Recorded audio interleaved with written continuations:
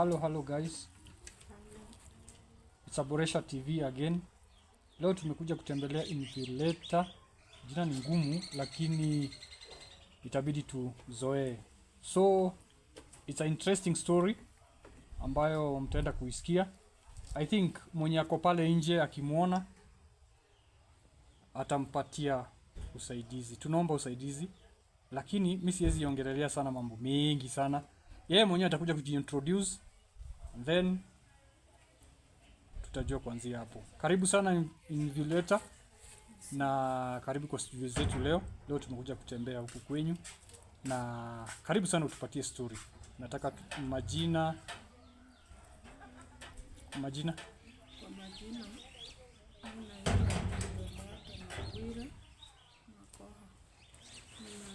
nina age ya miaka 50 na nimezaliwa kutoka kaunti Busia.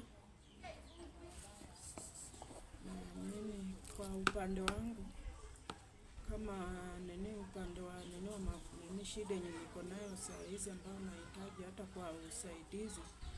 Before hujafika hapo, umesema uko na miaka 50. Umezaliwa Busia. Ndio.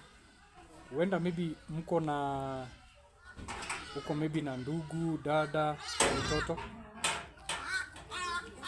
Niko na ndugu, na dada. Wazazi mama ako na baba ndio hayuko. Okay. Na mtoto huyo ndiye alikuwa wa kwanza na hayuko sasa. Pole sana. Sasa tunataka tuanze sasa kwa story yako yenyewe.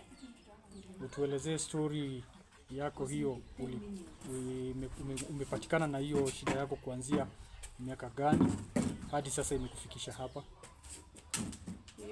Hiyo shida kwa kuipata nilipata ni mwaka 91. Nilipata hiyo shida na kitambo nifikie hata hapo tulikuwa na shida sana wakati yenye baba yangu alikufa. Kama kwa familia alikufa 87 hapo hivi. Sasa nina ndugu zangu wengine wenye wako mbele, sisi tuko kama watoto 7 kwa nyumba. Sasa kuna wale mbele wenye walikuwa mbele yangu, mimi ni number 4. Sasa wenye walikuwa mbele yangu hao ndio wakati yenye baba alikufa walikuwa ndio wanaenda shule, lakini saa hizo mimi ndio nilikuwa nimeanza kusoma, nilikuwa class 2. Ilikuwa mwaka 87 hapo hivi. Sasa kufikia hapo hivyo kulikuwa na shida sana, yani tulipobaki na mama tukapitia shida ingine ngumu sana. Hatukujimudu hata kama ni upande wa chakula, ilileta shida sana. Hata kama ni kwenda kwa shule, kama mimi sasa kwangu mimi mama ilibidi anikaishe nyumbani niwe namchungia watoto wadogo kama wale 3 wenye walikuwa nyuma yangu, yeye akienda kufanya kibarua kama kulimia watu ili tukuje tupate hata kitu ya kukula. Na hawa wenye walikuwa mbele yangu hao walikuwa wanaenda shule. Sasa kufikia hapo hiyo hali ilikuja kuleta shida sana, hata hizo vibarua kama kulima shamba hazikuendelea sana. Sasa ikawa shida, ilifika wakati sasa ili mama apate njia vile anaweza enda kututafutia. Sasa alituacha mkononi mwa shosho yangu na wale sisters za baba, yeye akaenda kutafuta. Lakini kufikia hapo hata nao hawakukaa na sisi kwa uvumilivu. Sasa ikawa hata wenye walikuwa mbele yangu hawa kuna vile walifanya mpaka wakamfikia mama kwenye alikuwa ameenda.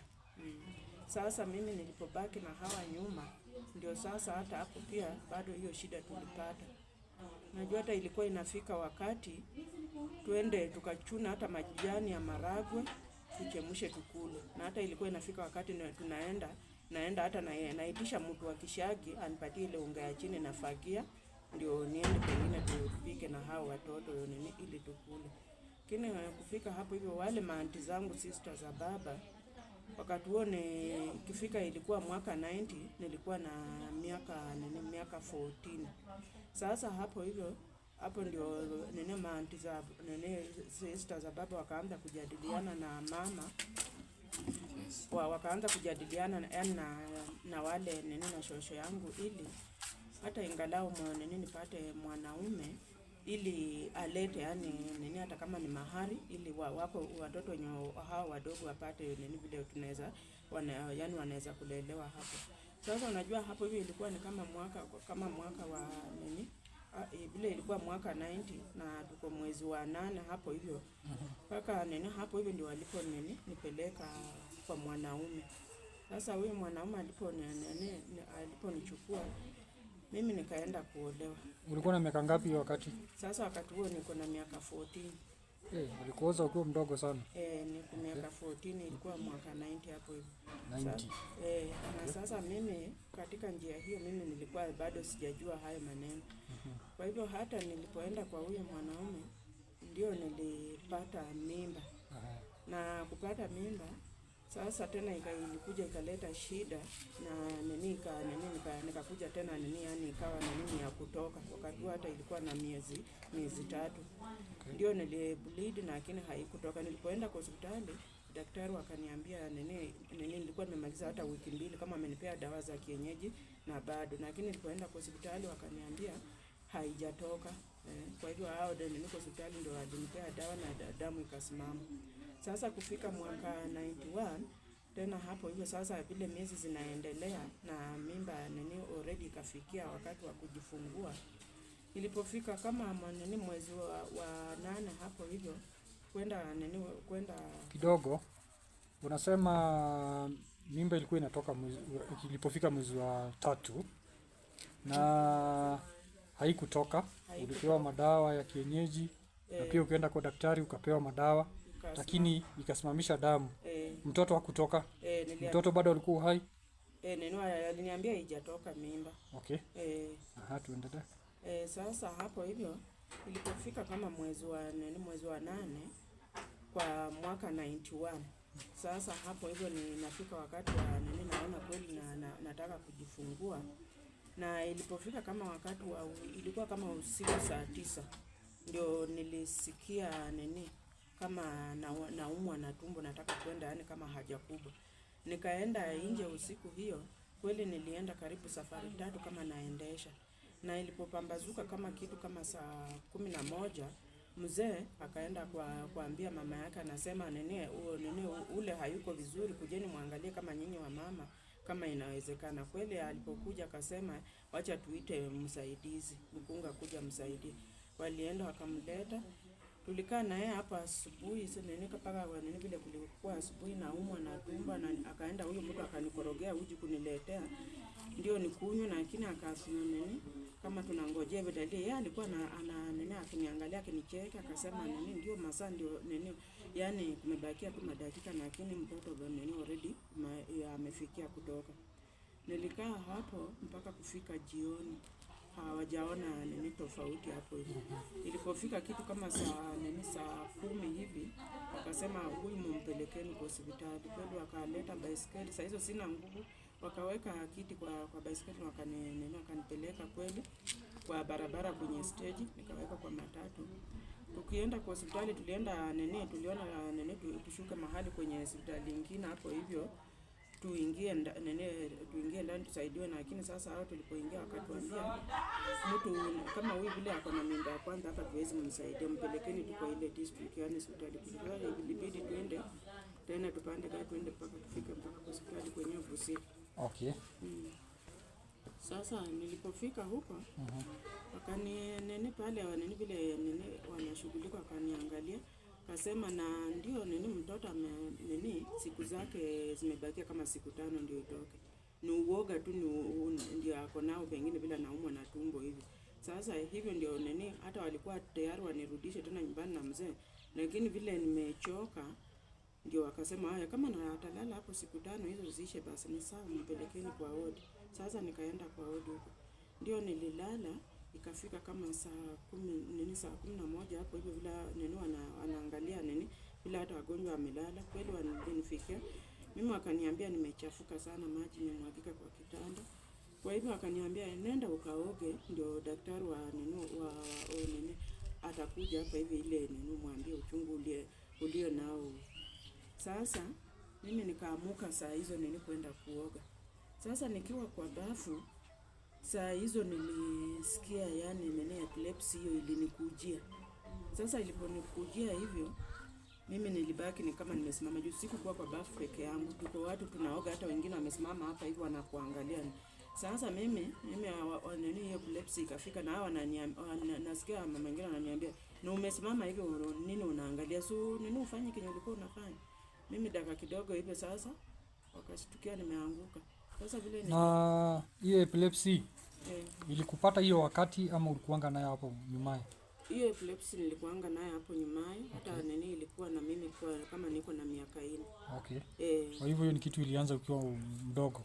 Nikiwa mdogo, hata wakati nilikuwa nasoma shule kama niko primary hivyo, nilikuwa naanguka, hata wanafunzi wanaambia watoto wa klasi yetu wananibeba kunipelekea mama nyumbani. Okay. Sasa vile nilianguka hapo, sasa unajua ni kitu yenye nini saa hizo nini vile unakuanga umeanguka wewe ni kama mwenye umelala, ujiche yenye inaendelea hata yenye itafanya hiyo utaambiwa na. Sasa nilichukuliwa kwenda kupelekwa kwa kuzalishwa huko. Vile nilipelekwa huko, sasa vile walifanya mimi hayo yote sikujua. Lakini nililala siku ngapi, siku 2 kama sijijui. Okay. Sasa nilipopata fahamu, nikaamka kweli nilipata wameniweka kwa rumu peke yangu. Na hapo mamangu ndiye alikuwa amesimama hapo na ni kama alikuwa analia. Nilipopata fahamu kweli akaona naweza tingika hata kuinuka niongee na yeye. Sasa hapo hivyo ndio akanaona kama ananiambia asante kama umeamua. Na nikaangalia nimelalia kitanda na imeloa madamu na wakiaru wamenikata na hata naona ni kama hawajanihudumia hivi. Sasa nikwenda kuangalia na nauliza mama, hii ni nini haki jamii inafanana namna gani? Naanza tu kulia. Mama yangu akanituliza, usijali. Hata kama iko hivyo, nini usijali, nini utahudumiwa. Hapo kwenye nini kama umeambuka ni sawa, hapo hivyo utahudumiwa, usijali. Kweli hapo hivyo hata nikamuuliza na mtoto mwenye nilikuwa nimekuja kujifungua, mtoto hayuko. Mtoto ako wapi? Akaniambia mtoto naye nini vile ametoka, nini hakukuwa survive. Mtoto alikuwa hata vile ulienda kuzalishwa tayari daktari alipata nini mtoto ashakufa ndani. Na hata vile wamenikata huku tayari ni vile nini ule mtoto walikuwa nini wanamtoa yani kama kwa vipande ni kitu yenye walikuwa wamefanya ili wapate kumtoa nini kwa haraka hapo hivi. Sasa nini tayari nikabaki nini vile nilikuwa hivyo. Sasa niliendelea kulala hospitali.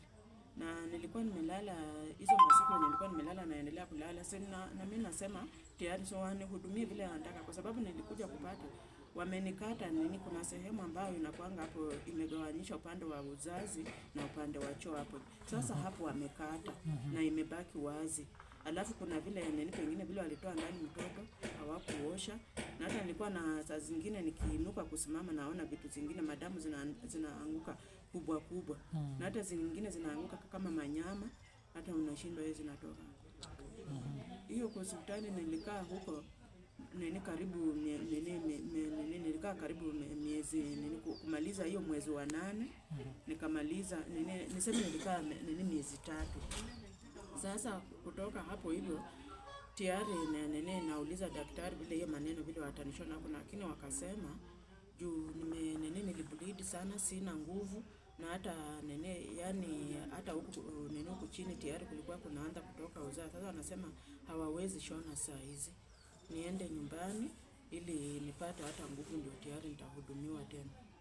Sasa unajua vile nilikaa hapo hivyo tayari nikarudishwa nyumbani kama ni miezi 3 sasa. Niliporudi nyumbani sasa kulikuwa na mzazi ambaye alikuwa amekuja nyumbani yani kwa matanga unajua babu alikuwa amekufa hata wakati wakati nilikuwa nimejifungua kwa hospitali. Sasa watu wengine kwa matanga hawakuwa wameshasafiri nyumbani zao. Sasa kunirudisha nyumbani kwenye nilikuwa nimeolewa. Sasa tiara kasikia hii habari. Huyo ndugu ya baba huyo akasema kwa nini mnarejesha mgonjwa nyumbani na baada hajapata nafuu. Wakaambiwa vile wameambiwa na daktari. Akasema hiyo haitakuwa mzuri.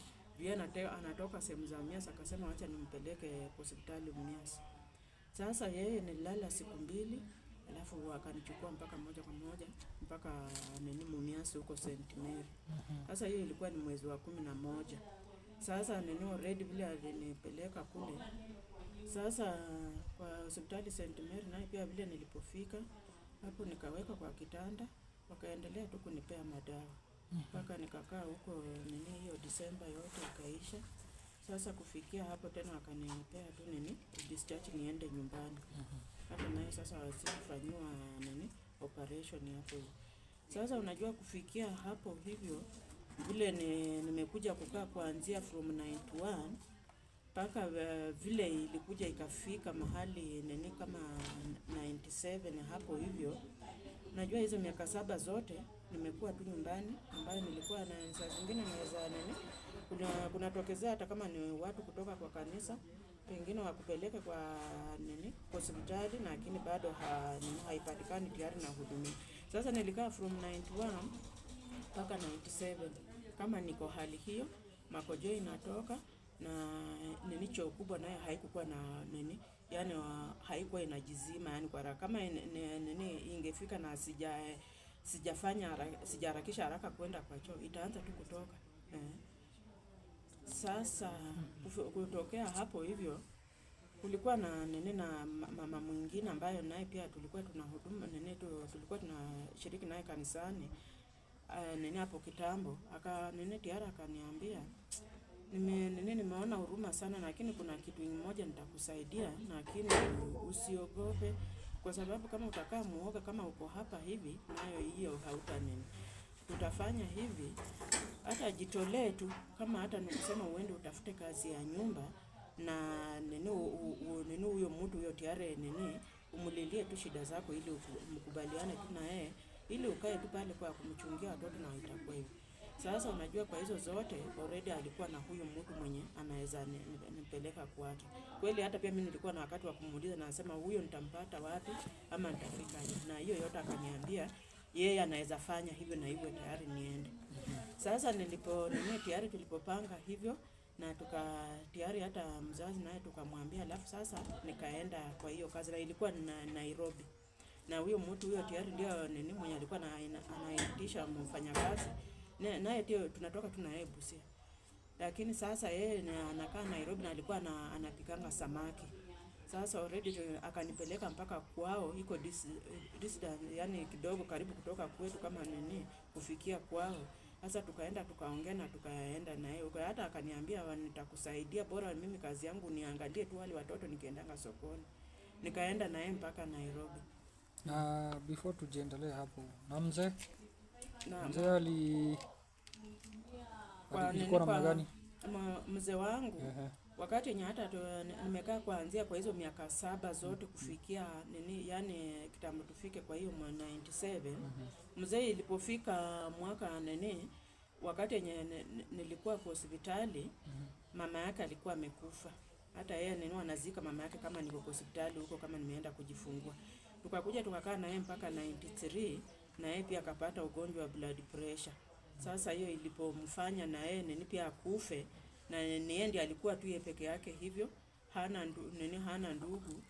Masista zake nilikuja kupata hiyo familia ilikuwa mama alikuwa amewazaa kila mtu na baba. Sasa kwa hivyo mama alikuwa mmoja, nilikuwa naonanga tunaenda kwa masista zao, lakini wako kila mtu na baba yake. Sasa hata huyo alikuwa na baba yake huyo, na hata baba yake ule babu wa kumzaa alikuwa amepata mwanamke mwingine nje, wakapata na yeye mimba, na mwanamke wake wa babu huyu shosho yake hakuwaiza. Sasa hiyo familia haikuwa hivyo. Sasa ule baba alileta ule mtoto mwenye walizaa na mama mwingine nje, na akakuja hapa kwa boma. Sasa ndiye alikuwa baba wa huyu kijana. Sasa yeye pia hakukuwa na mandugu zingine. Sasa na hata yeye baba yake alikuwa amekufa wa huyo kijana, mama ndiye alikuweko. Sasa wakati huo ilipofika 93 ndio huyo mzee huyo kijana pia yeye alikuwa na hiyo ugonjwa na akakufa. Pole. So tumefika pale kwa samaki. Huyo mama wa samaki anakuambia umwangalie watoto, yeye akiendaga sokoni. Yeye akiendanga sokoni. Sasa nilipo tayari vile tulikaa na yeye. Sasa tulikuwa alikuwa kwa kanisa na shiriki, tukaenda kanisani. Sasa vile tulikuwa tunaendelea tu kama tumeishi na yeye tukaenda kanisani. Tayari vile hali yangu ilikuwa tu nini, nikiendanga hata nini makojo zinatiririka inafuata miguu, hata mahali penye nimekaa kama hivi inakuwa kama nini hapo hivyo makojo nini tayari nini imemwagika. Sasa tulienda kweli na already nini hata nini washirika wa kanisa tayari wakaona hivyo, wakaona huruma.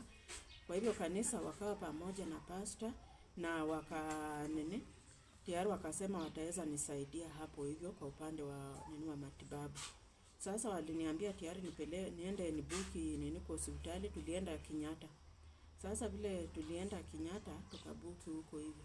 Sasa Kenyatta tayari nikaenda, alafu tayari wakaniambia ningoje wakati yenye inakuanga, kuna wakati inakuanga wakati wa fistula.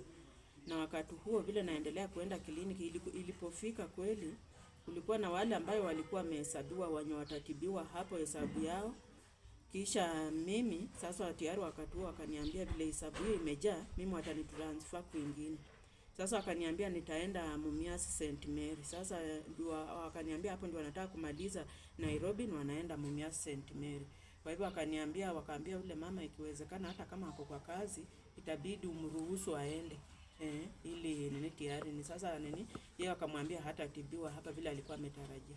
Kweli sasa kanisa already wale nini kwa hospitali huko nini wakahesabiwa vitu zenye watahitaji na pesa yenye watahitaji hapo hivi. Sasa wakaambia awe na tayari na mtu wa kutoa damu. Sasa vitu kama hizo bila hao walipiga hesabu wakasema hizo vitu zote zitatakana pesa hivyo. Sasa kanisa ndio lilisimamia. Wakanipatia hata transport.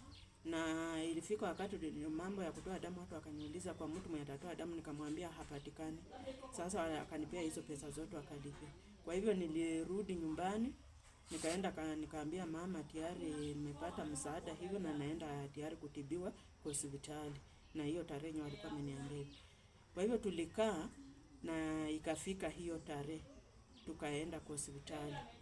Sasa vile tulienda huko kweli nini tukafika nini vile tulikana. Ilipofika hata wakati wa nini wa kwenda nini sasa kwa theater kwenda kutibiwa. Sasa kweli wa nini nikapelekwa kweli kwa hospitali nini kwa hiyo theater. Sasa vile nilipofika huko tayari nini already ni kitu yenye walikuwa wamesema nini kama kitu yenye inaleta hapa shida sana ni sana upande wa choo, na hapo vile iko wazi. Kwa hivyo vile walienda kunifanyia hiyo operation hiyo kwa kunitibu huko nini upande wa nini wa choo hapo hivyo na kwenye ilikuwa imeachwa wazi. Nilikuja hata wakati walikuwa wameshamaliza kazi nikaona kama wamekata nyama nini, yani kuna bandage mahali penye walikuwa wanatoa nyama kwa mwili yangu kama kwa nini wakibandika hapo hivyo. Kwa hivyo nini walikuwa wameniwekea hata hii catheter.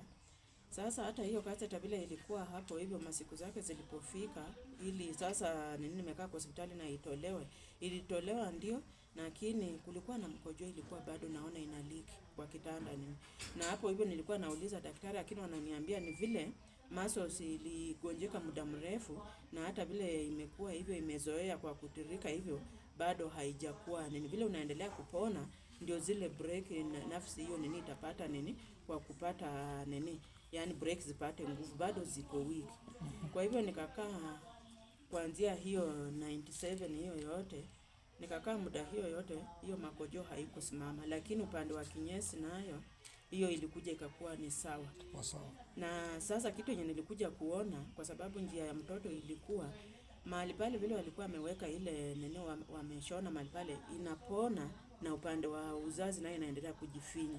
Inaendelea ikijifinya. Mpaka ilikuja ikajifinya hivyo na ikakuja ikablock.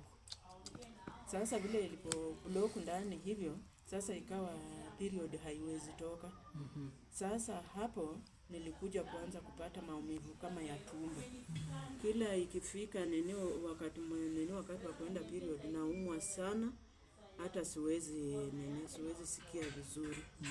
Sasa kukaa kufikia hapo hivyo kwa hizo miaka hizo zote tena mpaka kufika mwaka 2000 bado yule mama mwenye alinitafutia njia ya kukuja nini vile nimepata hiyo msaada hiyo kama bado niko kwetu, na akaniambia sasa hata saizi ukafadhali na hii usiendelee tu kukaa hivi, hata wewe sasa tafuta vile njia tena unaweza pata hata kama ni usaidizi. Sasa unajua hapo alikuwa na mwanaume mwingine, naye alikuwa ni kiwete, naye hawezi tembea peke yake, alikuwa anaenda na mikongojo mbili. Akaniambia huyo alikuwa anahitaji tu mama ila msaidie nyumbani, yani kwa nyumba juu hawezi pika, hawezi fanya chochote, hata yeye amejaribu kuwa imesindikana. Sasa akaniambia jambo kama hilo ni mzuri hata wewe ukipata kwako ukae, kuliko kukaa style kama hiyo. Sasa hapo hivyo tulikuja kupatana na huyo mwanaume na ilikuwa ni 2000. Kaolewa tena? Nikaolewa tena na huyo. Sasa huyo naye alikuwa hapa Nakuru. Sasa huyo ndiye alifanya nikuje Nakuru sasa. Okay. Sasa tulikuja mwaka huo 2000. Sasa so na tangu hiyo wakati wote kuanzia 1991 ndio ulipata hiyo shida. 97 ukaenda hospitali na 2000 venye umekuja hapa. Before tujaenda kwa hiyo story nyingine. Sasa si challenge gani sana imekufanya mpaka unaona kwamba kuna kitu ambayo una miss? Kuna kitu ambayo unasikia ningekuwa nayo ama ingekuwa hivi kama watu wengine ningekuwa na feel vizuri sana. Unajua kitu yenye imekuja kuniumiza sana. Kitu moja ukikosa mahali pako hapo naye inakuanga ni challenge nyingine kubwa, yani utakuwa na yani hapo utapitia shida, yani kama kudharauliwa.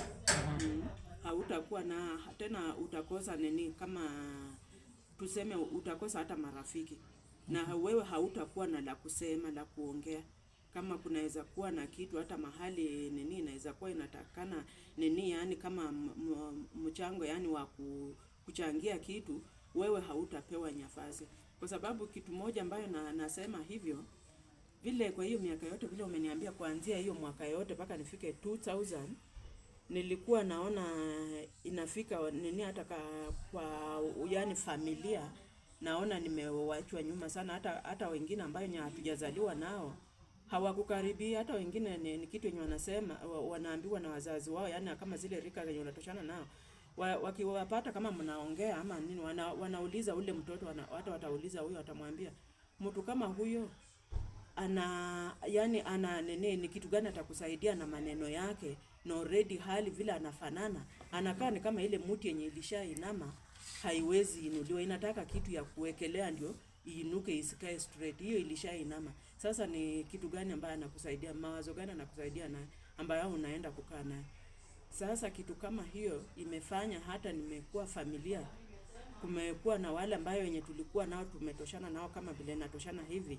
Saa hizi hao wako na familia na siwajui hata mpaka leo, na hawajai nionyesha hata mpaka kwa. Sasa unaona kitu kama hiyo kwa kukosa jusina umekosa huyo hauna familia yako, kama niseme watoto, hata ruhusu wake akuje kwako, ama kama vile na already nimehangaika hiyo yote, hata nimwambie tu nikae na yeye na hata kuruhusu. Ni kitu yenye nishajaribu hata wakati mwingine nikaambia tu mwingine nisaidie tu tukae na yeye hali hii, lakini hakujiwachilia free.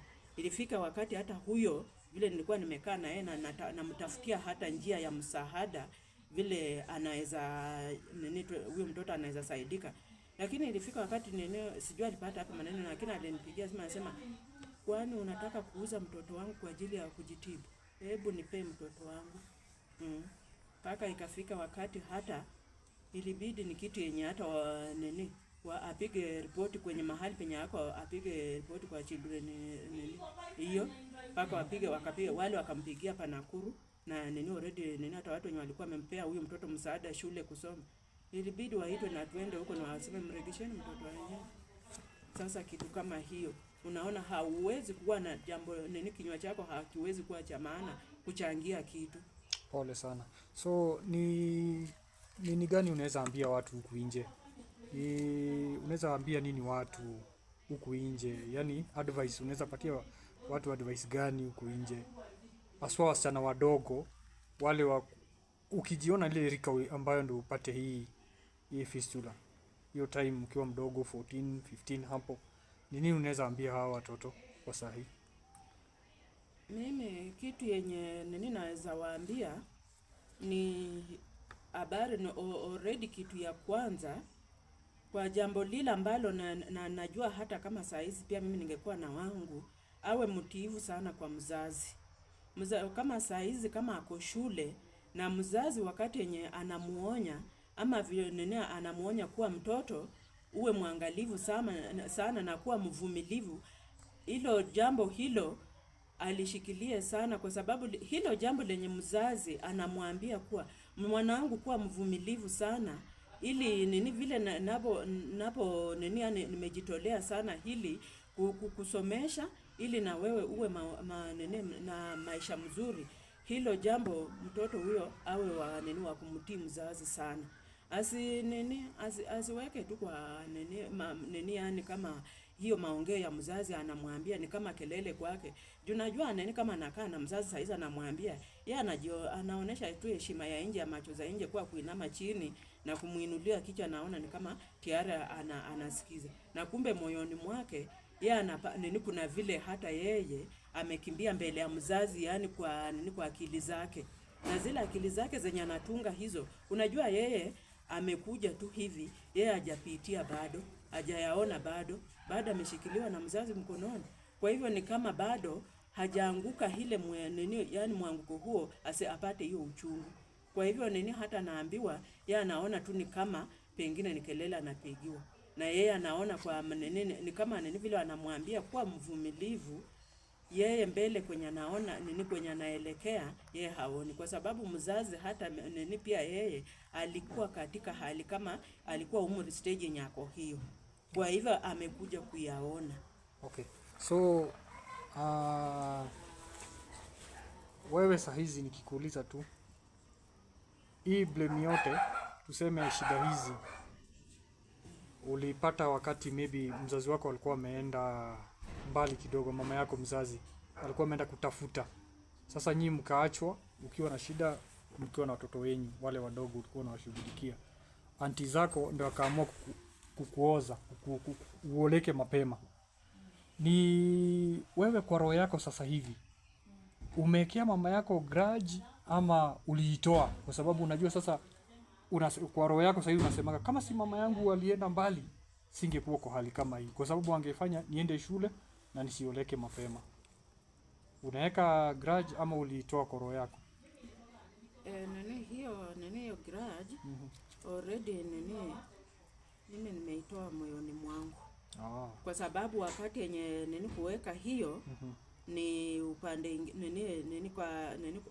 upande ingine hata kama nilikuwa naweka grudge, kwa sababu hata pia mimi upande wangu naweza jiona kwa si vizuri, yani yenye nafanya kuweka hivyo, kwa sababu ile pia mimi kama wakati huo yani nikiendelea kuweka hivyo already mama mzazi ananiambia ni kitu yenye pia mimi nilikuwa nimeenda kutafuta ili tujitoe katika hali hiyo. Na kama tungekuwa wavumilivu ama wakati huo kama ingekuwa njia ingine ambayo hata ni tujaribu nipate vile naweza mfikia mama, pengine singetumbukia hali hii vile tuko hivyo. Usijali. So ni wakati wako huu, kwa sababu tuko karibu kumaliza.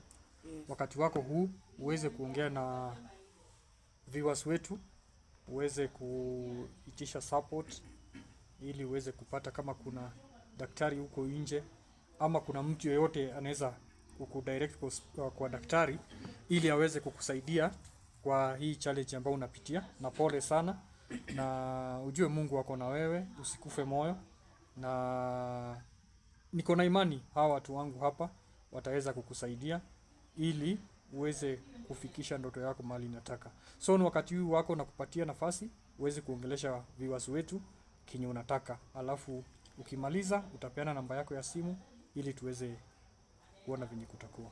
Karibu, endelea. Kwa wakati huu hata pia mimi kitu yenye naomba tu tayari ili wanisaidie, na katika hali vile nimeipitia sana kwa hiyo muda yote ambayo katika hali yangu hii na stage yenye imefika, umri yenye niko na hata operation zote ambazo zenye nimefanya kwa wakati huu, ni operation sasa yenye nafika mara 9. Aya. Tujefika hapo lakini usijali Sasa nini kwa wakati huu naomba nini tayari kwa yule nini msamaria mwema ambayo ataguzwa already aweze kunisimamia kulingana na nini vile nini shida hii vile nini inayo mahitaji, kama kwa nini kwa wakati huu vile tayari nini nimewekewa catheter na nini vile nimewekewa kwa tumbo na inahitaji karibu kila nini mwezi ni wanatakana wabadilishe ili waniwekee ingine, na hiyo yote ni kwa nini kwa gharama ya nini ya pesa nini, na hata kwa hospitali nini kwenda kwa hospitali haichukuli tu eti nini nitaenda tu hospitali yoyote tu eti hivi na nipate kwa kusaidiwa hivyo. Saa zingine naenda nini hata kama ni hospitali wanakuambia hapa daktari hayuko. Na pengine daktari nini kweli mwenye anahitaji mwenye nini atataka kunisaidia ni yuko mbali, mwenye pengine kulingana na vile anaweza nisaidia yani katika nini kwa kunitolea hiyo. Sasa hapo imenitia sana ni changamoto kama upande wa pesa.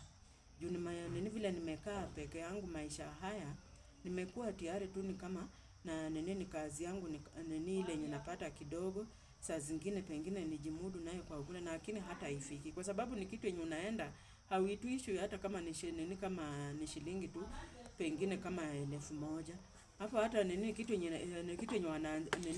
wanaanzia hata kama shilingi nini 10,000 kwenda mbele, alafu nini kama ni SHA haifanyi, wanasema hiyo nini haifanyi na SHA already hivyo, na ni kitu yenye inahitaji nini msaada hivyo. Sasa hata maisha vile niko kwa stage nimefika hiyo umri na hali yenye niko na hii shida haitaki mambo ya kuinama kama ufanye kazi mzito hizo zote nini, unajua ukienda check up hizo ni vitu zenye tayari nini daktari anaangalia naona pengine unaumizwa na vitu kama hizo, haihitaji vitu kama hivyo.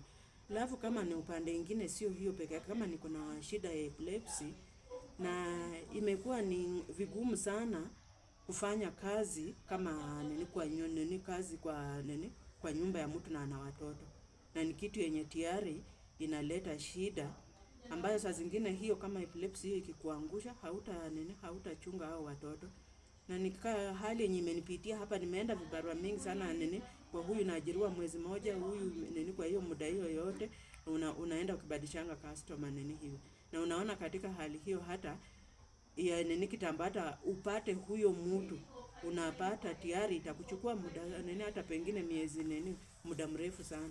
Alafu unapata kitu kama epilepsy ni kitu yenye nakuja nini kila nini yani kwa mwezi haukosi nini kuanguka. So ungependa kuambia watu nini? Ningependa nini kuambia haki kwa yule mwenye anaguzwa haki, mimi anihurumie tu kama naweza nibeba tu kusema ukweli kwa wakati kama huu. Hata nini kwa operation zote zenye nimefanyiwa nimefika mahali hata mwili imeshakuwa nini yani imechoka sasa. Yani sasa hii shida vile imefanywa muda mrefu, kuna hali tu vile sasa inakaa tu ukae nini hata kama ni kwa njia nyingine ambayo sio nini ukuwe na hali ya kufanya kama kazi mzito kujiinua ama uiname sana, haitaki vitu kama hizo.